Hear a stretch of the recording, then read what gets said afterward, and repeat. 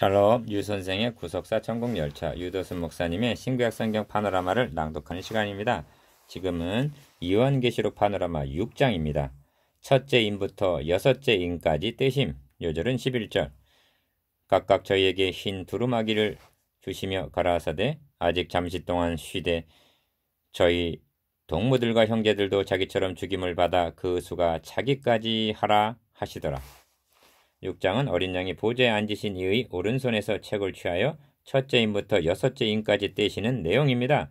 여기서 최우선적으로 유념해야 할 점은 인을 뗄 때마다 상황이 벌어지는데 그렇다고 전개되는 상황이 인봉한 책의 내용이 아니라는 점입니다. 만일 그것을 책의 내용으로 본다면 전개되는 상황으로 볼 때 인봉해야 할 이유를 찾을 수가 없을 것입니다. 그 중에서 하나의 예를 들면 다섯째 인을 뗄 때 하나님의 말씀과 저희의 가진 증거를 인하여 죽임을 당한 영혼들이 땅에 거하는 자들을 심판하여 우리 피를 신원하여 주지 아니하시기를 어느 때까지 하시려나이까 하고 10절 심판을 호소하는 광경이 전개되는데 이는 인봉을 땜으로 벌어지게 될 상황이 전혀 아닌 것입니다. 또한 논리적으로 말한다면 책의 내용은 7인이 다 떨어져야만 비로소 볼 수 있는 것이 아니겠습니까? 그렇다면 인을 하나하나 뗄 때마다 재앙이 임하고 있는 이유는 무엇인가?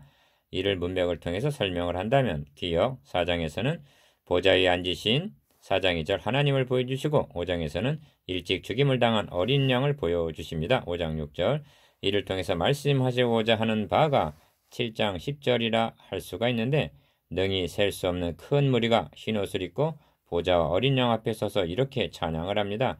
구원하심이 보좌에 앉으신 우리 하나님과 어린 양에게 있도다. 4장 5장 니은 찬양의 제목인 구원이란 어린 양이 인을 떼심으로 구속하심으로 가능해진 것입니다. 말하자면 감추었던 복음이 드러났다는 것입니다. 참고 골로새서 1장 26절 이렇게 5장에서 구원이 열리게 됨을 말씀하신 후에 6장에서는 1인부터 6인까지 떼는 것이 나오고 그때마다 재앙이 나타나는 문맥인 것입니다. 이는 하나님의 나라가 당장에 나타나는 것은 아니라는 것을 의미합니다. 누가복음 19장 11절 그렇다면 재앙의 의미가 무엇입니까? 회개하고 복음 어린 양을 믿으라는 메시지인 것입니다. 그것이 단번으로 끝나는 것이 아니라 여러 번 반복되어 인재앙, 나팔재앙, 대접, 재앙으로 이어지고 있다는 것은 역설적으로 하나님의 오래 참으심의 증거이기도 합니다. 왜냐하면 그의 인자하심과 용납하심과 길이 참으심이 아니라면 로마서 2장 4절 이렇게 끌 이유가 전혀 없기 때문입니다. 그러므로 재앙이 계속되는 중간중간에 오히려 회개치 아니하더라. 9장 20절에서 21절 하나님을 해방하고 저희 행위를 회개치 아니하더라 하는 16장 11절 그런 말씀들이 나오고 있는 것을 보게 됩니다. 그러므로 6장은 심판을 호소하는 순교자들에게 아직 잠시 동안 쉬되 저희 동무 종들과 형제들도 자기처럼 죽임을 받아 그 수가 차기까지 하라는 11절 말씀이 요절이라 할 수가 있습니다. 왜냐하면 이는 심판을 연기하심으로 불신자들에게 회개할 기회를 좀 더 주시겠다는 의미가 되기 때문입니다. 이를 두 단원으로 나눠 상고하겠습니다. 첫째 단원 1절에서 8절, 첫째 인부터 넷째 인까지, 둘째 단원 9절에서 17절, 다섯째 인과 여섯째 인. 첫째 단원 1절에서 8절, 첫째 인부터 넷째 인까지. 내가 보며 어린 양이 7인 중에 하나를 떼시는 그때에 내가 들으니 내 생물 중 하나가 우레소리같이 말하되 오라 하기로 1절 1. 어린 양이 7인 중에 하나를 떼시니 합니다. 다시 상기시켜 드립니다만 인을 떼는 것은 사자가 아니라 어린 양이라고 말씀하십니다. 이 점에 있어서 먼저 해결하고 넘어가야 할 문제가 있습니다. 그것은 5장을 해설할 때 봉인된 책을 인간이 죗값으로 팔리게 된 매매 증서, 노비, 문서와 같은 것이라고 말씀드렸습니다. 그리고 어린 양의 대속으로 말미암아 그 인이 떼어져서 잃었던 기업을 회복하게 되었다고 증거했습니다. 기업. 그렇다면 단번에 떼어져야만 하지 않은가? 어찌하여 순차적으로 떼어지고 있단 말인가? 하는 의문이 제기됩니다. 니은 많은 분들이 이런 난제 때문에 인을 떼심을 이 비밀은 만세와 만대로부터 오므로 감추었던 것인데 이제는 그의 성도들에게 나타났다는 골로새서 1장 26절 복음으로 증거하기를 주저하고 있는 것 같습니다. 이는 어린 양이 인을 떼시는 목적을 망각했기 때문에 제기되는 의문입니다. 기억 주님께서 십자가를 담당하신 첫째 목적은 하나님 나라를 위해서입니다. 이 점을 성경은 사람들을 피로 사서 하나님께 드리시고 라고 말씀하고 있습니다. 5장 9절 하반절. 다시 말하면 우리의 잃었던 기업을 회복시켜 주심으로 궁극적으로는 하나님의 나라를 회복하시기 위해서라는 말씀입니다. 그래서 성경은 그 아버지 하나님을 위하여 우리를 나라와 제사장으로 삼으셨다고 말씀하는 것입니다. 1장 6절, 5장 10절. 이는 구속사를 이해하는 데 핵심적인 요점이 됩니다. 하나님 나라 건설에는 하나님의 거룩하신 이름과 영예가 걸려 있는 것입니다. 니은 그렇다면 하나님의 나라는 언제 회복이 되는 것입니까? 십자가상에서 다 이루었다 하셨을 때 즉시 회복이 된 것입니까? 아닙니다. 빚값에 넘어갔던 땅, 팔린 종은 그 빚을 대신 갚아주면 즉시 회복될 수가 있습니다만 하나님 나라 회복은 주님의 초림으로부터 재림까지, 다시 말하면 가나안 땅을 정복해 나가듯이 전투하는 기간을 거쳐서 완성이 된다는 사실을 망각하지 말아야만 하는 것입니다. 3. 계시록은 이 기간 동안에 전투하는 교회가 감당해야 할 사명이 무엇인가를 말씀해 주기 위해서 발송된 편지입니다. 기억, 하나님의 나라는 초림으로 이미 임하였습니다. 니은 인을 점진적으로 떼신 같이 하나님의 나라는 이제도 확장되어 나가고 있는 중입니다. 디귿, 그리고 마지막 일곱째 대접이 쏟아지게 되는 날 심판은 끝나게 되고 하나님의 나라는 완성이 되는 것입니다. 이 점진성을 보여주기 위해서 일곱 인을 하나하나 떼시는 것으로 표현이 되고 있는 것입니다. 4. 계시록을 대하는 우리들만 아니라 12 사도들도 하나님의 나라가 당장에 나타날 줄로 생각했습니다. 누가복음 19장 11절. 그래서 주님은 문화 비유를 말씀하시게 되었고 계시록에서는 인을 하나하나 떼는 것으로 묘사되어 있는 것입니다. 기억, 인을 순차적으로 떼시는 이 점진성을 통해서 교회들에게 하시고자 하는 말씀은 기억, 그 기간 동안 인내하며 믿음을 지키라는 메시지가 있습니다. 계시록은 말씀합니다. 성도들의 인내와 믿음이 여기 있느니라. 13장 10절. 니은 그 기간 동안 선한 싸움을 싸우라는 메시지가 있습니다. 계시록은 말씀합니다. 또 여러 형제가 어린 양의 피와 자기의 증거하는 말을 인하여 저를 이기었으니 그들은 죽기까지 자기 생명을 아끼지 아니하였도다. 12장 11절. 디귿, 한마디로 주님은 인을 떼시며 그의 군병들은 승리하기를 원하고 계시는 것입니다. 초대교회 성도들도 이 싸움을 싸웠고 우리들도 이 싸움을 싸우고 있는 것이며 앞으로 주님 오시는 날까지 이 선한 싸움은 계속될 것입니다. 그러므로 성경은 이제도 계시고 전에도 계시고 장차 오실 이라고 말씀하시는 것입니다. 1장 4절. 흰 말, 붉은 말, 검은 말, 청황색 말. 1. 내가 이에 보니 흰 말이 있는데 그 탄자가 활을 가졌고 면류관을 받고 나가서 이기고 또 이기려고 하더라 합니다. 2절. 2. 흰 말을 탄 자가 누구인가? 기억, 복음 증거자라는 견해와 니은 로마와 같은 정복자라는 정반대 해석으로 갈리고 있습니다.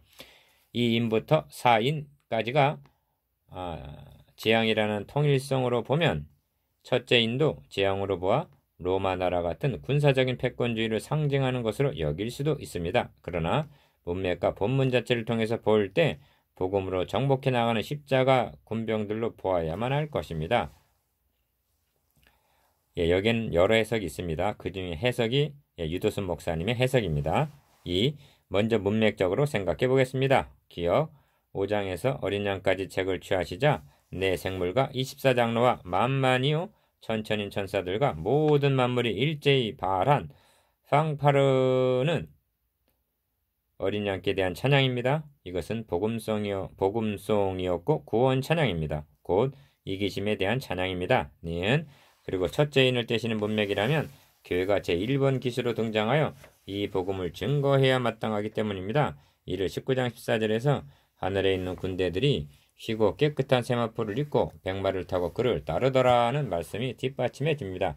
17장 14절에서는 어린 양이 이기심으로 또 그와 함께 있는 자들은 이기리로다 하고 말씀하고 있습니다. 디귿, 이기고 또 이기려고 하더라는 묘사는 이기는 자는 하고 격려하신 말씀과도 조화를 이루고 있습니다. 리을, 또한 면류관을 받고 한 말씀도 너가 죽도록 충성하라 그리하면 생명의 면류관을 너에게 주리라 하신 말씀과 부합합니다. 2장 10절 하반절. 미음 뿐만이 아니라 순교자들에게 저희 동무 종들과 형제들도 자기처럼 죽임을 받아 그 수가 자기까지 하라 하신 11절 말씀과도 연관이 되기 때문입니다. 나가서 이기고 또 이기려는 싸움을 하기 위해서는 희생을 각오해야만 하기 때문입니다. 비읍. 그러므로 앞으로 복음 증거자들이 백마를 타고 나가서 이기고 또 이기려고 하는 장면을 계속적으로 보게 될 것입니다. 12장 11절, 15장 2절, 17장 14절, 3. 또한 본문을 관찰해 보면 첫째 인을 뗄 때와 이 절에서 두 번째에서 네 번째까지 인을 뗄 때를 구별되게 말씀하고 있음을 발견하게 됩니다. 기억. 첫째 인을 떼실 때에는 내 생물 중에 하나가 우레소리같이 말하되 오라 하고 말합니다. 1절. 그런데 두 번째에서 네 번째 인까지를 떼실 때에는 생물이 말하되 오라 3절, 5절, 7절 할 뿐 우레소리같이라는 묘사가 없는 것입니다. 니은 이는 작은 차이라 할 수가 없습니다. 왜냐하면 우레소리같이란 대단히 큰 소리를 나타내는 말인데 계시록을 관찰해보면 중요한 일과 그리고 복음과 결부된 말씀을 할 때 큰 음성으로 말씀하고 있기 때문입니다. 1장 10절, 5장 2절, 5장 12절, 11장 12절, 12장 10절, 14장 7절, 14장 15절, 19장 1절, 19장 6절, 21장 3절. 4.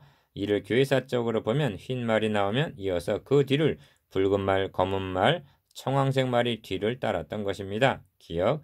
오순절 위에 복음의 증인들은 놀라울 정도로 나가서 이기고 또 이기려고 하는 것을 2절 하반절 사도행전을 통해서 보게 됩니다.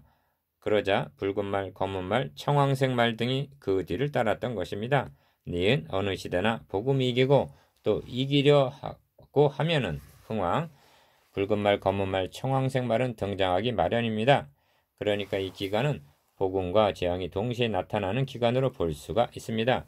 14장 14절에서 20절까지에서도 익은 곡식을 추수하는 것과 구원, 익은 포도의 수확, 심판이 동시에 이루어지고 있는 것을 보게 됩니다. 5. 왜 이처럼 흰말을 탄 자에 관해서 열을 올리고 있느냐 하면 전투하는 교회란 나가서 이기고 또 이기려고 하더라는 싸움을 계속해야 할 사명이 있음을 강조하기 위해서입니다. 승리하신 주님께서 계시록이라는 편지를 교회들에게 발송하신 목적은 이 한 말씀을 하시기 위함이라고 말해도 과언이 아닌 것입니다. 어떤 분들은 활만 가졌고 화살이라는 언급이 없다는 말을 하나 활을 가졌다면 화살은 포함되는 것입니다. 중요한 점은 에브라임 자손은 병기를 갖추고 활을 가졌으나 전쟁의 날에 물러갔도다는 말씀처럼 시편 78편 9절 후퇴에서는 아니 된다는 점입니다. 에브라임으로 대표되는 10지파는 막강한 힘을 소유했으면서도 다윗에게 세워지신 메시아 언약을 위해서 힘써 싸운 것이 아니라 전쟁의 날에 나라를 찢어 물러갔던 것입니다. 뒤로 물러가면 내 마음이 저를 기뻐하지 아니하리라 하십니다. 히브리서 10장 38절 십자가 군병들에게 후퇴란 없습니다. 6. 둘째 인을 떼실 때 이에 붉은 말이 나오더라 합니다. 4절 상반절 이는 본문이 화평을 제하여 버리며 서로 죽이게 하고 또 큰 칼을 받았더라 하고 4절 하반절 설명하고 있는 대로 전쟁의 재앙을 나타냅니다. 7. 셋째 인을 떼실 때 내가 보니 검은 말이 나오는데 그 탄자가 손에 저울을 가졌더라 합니다. 5절 이는 큰 기근으로 인한 재앙을 나타냅니다. 8. 넷째 인을 떼실 때 내가 봄에 청황색 말이 나오는데 그 탄자 이름은 사망이니 음부가 그 뒤를 따르더라. 저희가 땅 4분의 1의 권세를 얻어 검과 흉령과 사망과 땅의 짐승으로서 죽이더라 합니다. 7절에서 8절 청황색이라는 이미지가 말해주고 있듯이 이는 사망의 재앙입니다. 기억. 여기서 꼭 기억해 두어야 할 점은 땅의 4분의 1의 권세를 얻어라는 묘사입니다. 하나님은 땅 4분의 1의 권세를 허용하신 것입니다. 4절 니은 왜 4분의 1로 한정을 하셨는가? 이는 복음과 함께 재앙을 가하면서 저들로 회개케 하시려는 목적이 있음을 나타내고 있는 것입니다. 다음에 닥칠 나팔재앙에서는 3분의 1로 8장 12절 더욱 압박하고 있음을 보게 될 것입니다. 둘째 단원 9절에서 17절 다섯째인가 여섯째인 다섯째인을 떼실 때 내가 보니 하나님의 말씀과 저희의 가진 증거를 인하여 죽임을 당한 어린 영혼들이 제단 아래 있어. 9절 이 장면은 지상에서 전개되고 있는 첫째부터 넷째까지의 재앙을 잠시 중단하고 천상에 있는 순교자들이 호소하는 광경을 보여주는 장면입니다. 이는 예상치 못했던 상황이라 하겠습니다. 1. 순교자들은 큰 소리로 불러 가로되 거룩하고 참되신 대주제여, 땅에 거하는 자들을 심판하여 우리 피를 신원하여 주지 아니하시기를 어느 때까지 하시려나이까 하고 10절 호소하고 있습니다. 스데반은 죽으면서 주여 이 죄를 저들에게 돌리지 마옵소서 하고 호소했는데 사도행전 7장 60절 여기서 순교자들은 보응을 구하고 있지 아니한가? 이 시점에서 순교자들이 호소하는 광경을 보여주시는 의도가 무엇일까요? 이를 통해서 계시하시고자 하는 바는 순교자들의 호소에 있는 것이 아니라 그에 대한 하나님의 답변에 있다 하겠습니다. 이 각각 저희에게 흰 두루마기를 주시며 가라사대 아직 잠시 동안 쉬되 저희 동무 종들과 형제들도 자기처럼 죽임을 받아 그 수가 차기까지 하라 하시더라. 11절 이 말씀 속에는 기억 아직 잠시 동안 쉬되 하심에 나타나 있듯이 심판의 시기를 늦추시겠다는 것입니다. 니은 왜냐하면 저희 동무종들과 형제들도 자기처럼 죽임을 받아 그 수가 차기까지 기다려야 하기 때문이라고 말씀합니다. 디귿 여기서 그렇다면 순교자의 수가 얼마가 되어야 말세가 되는가 하고 묻는다면 말씀하신 의도를 모르는 처사인 것입니다. 왜냐하면 주님의 의도는 죽임을 당하기를 바라시는 순교 자체에 있는 것이 아니라 그들이 감당해야 할 복음 증거에 있기 때문입니다. 3. 저들이 왜 죽임을 당했다고 말씀하고 있습니까?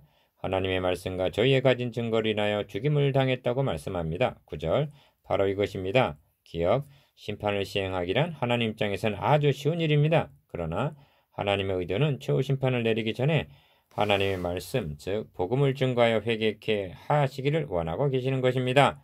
니은 이 점을 성경은 주의 약속은 어떠니 더디다고 생각하는 것까지 더딘 것이 아니라 오직 너희를 대하여 오래 참으사 아무도 멸망치 않고 다 회개하게 이르기를 원하시느니라 하고 말씀합니다.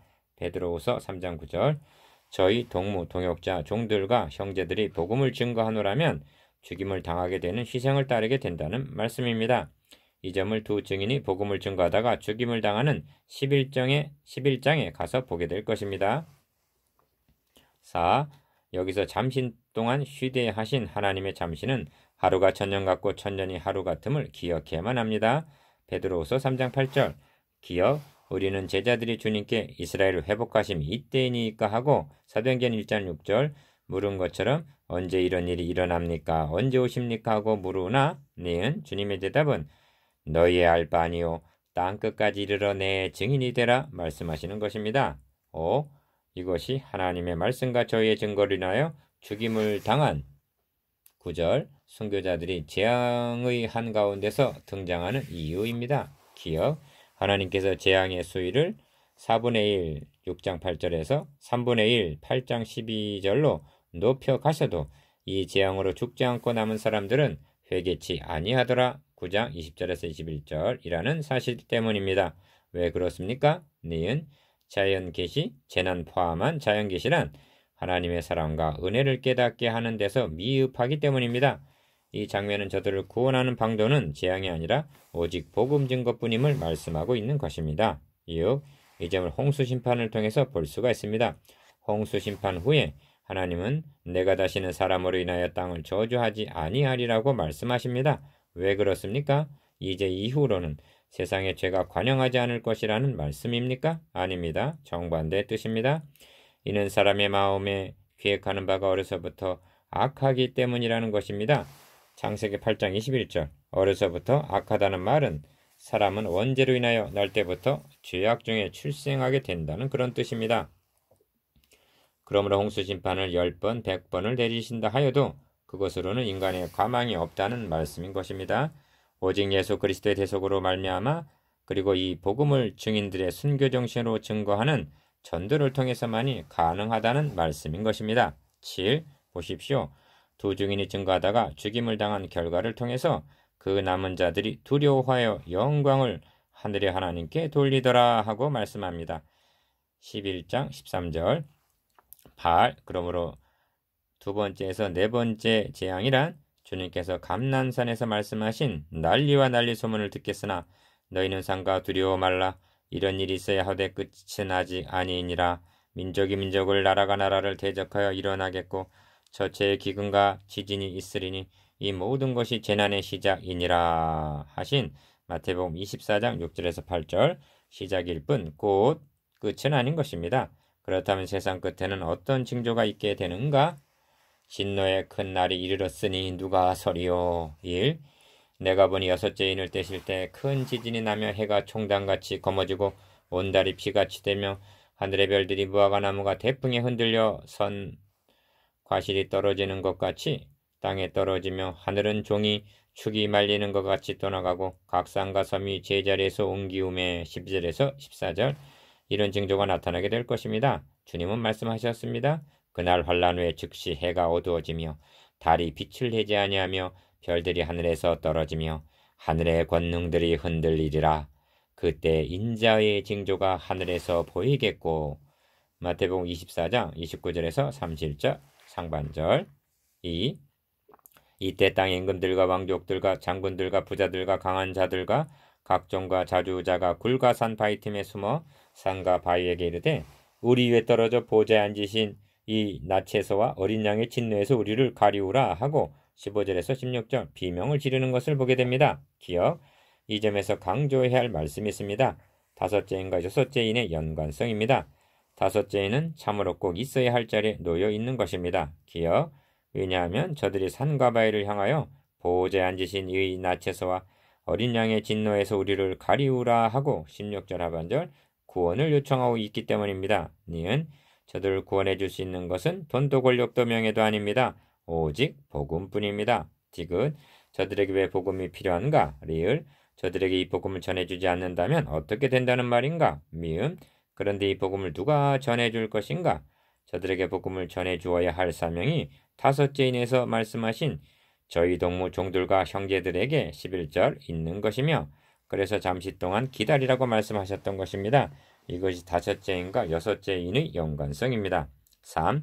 저들은 진노의 소리를 가리우라 부르짖고 있는데 진노의 날에 저들을 가리워줄 수 있는 것은 산과 바위가 아닙니다. 기어 그 불법을 사하심을 받고 그 죄를 가리우심을 받는 자는 복이 있도다 하신 복음뿐입니다. 로마서 4장 7절 복음의 핵심이 여기에 있는 것입니다.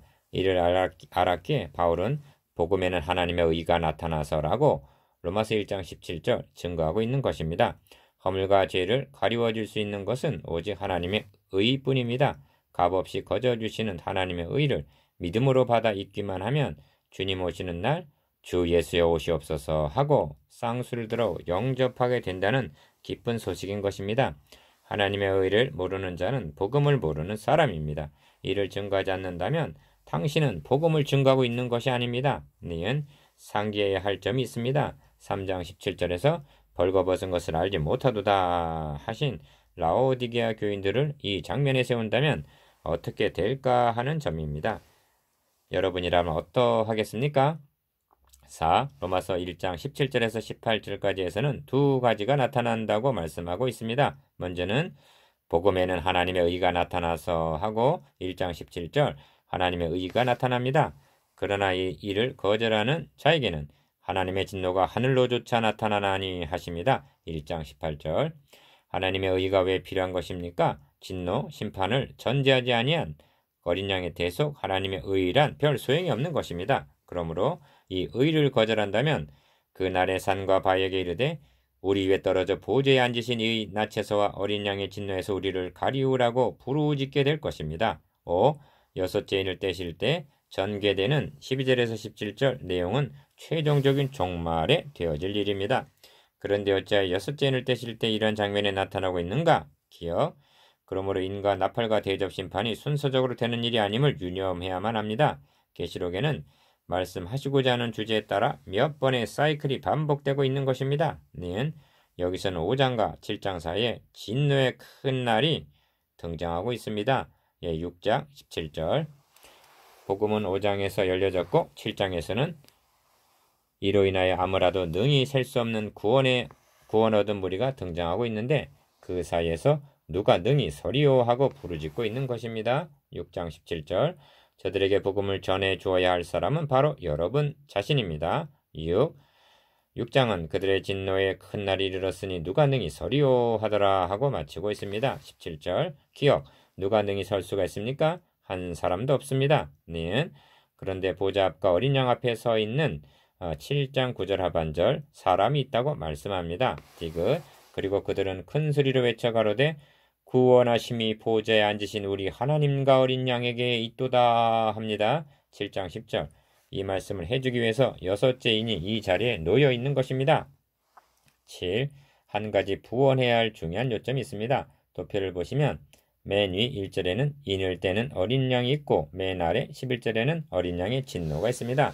화살표는 상반됨을 나타내고 있습니다. 그렇습니다. 인을 떼시는 어린 양은 우리를 하나님 앞에 설 수 있게 해주시는 은혜입니다.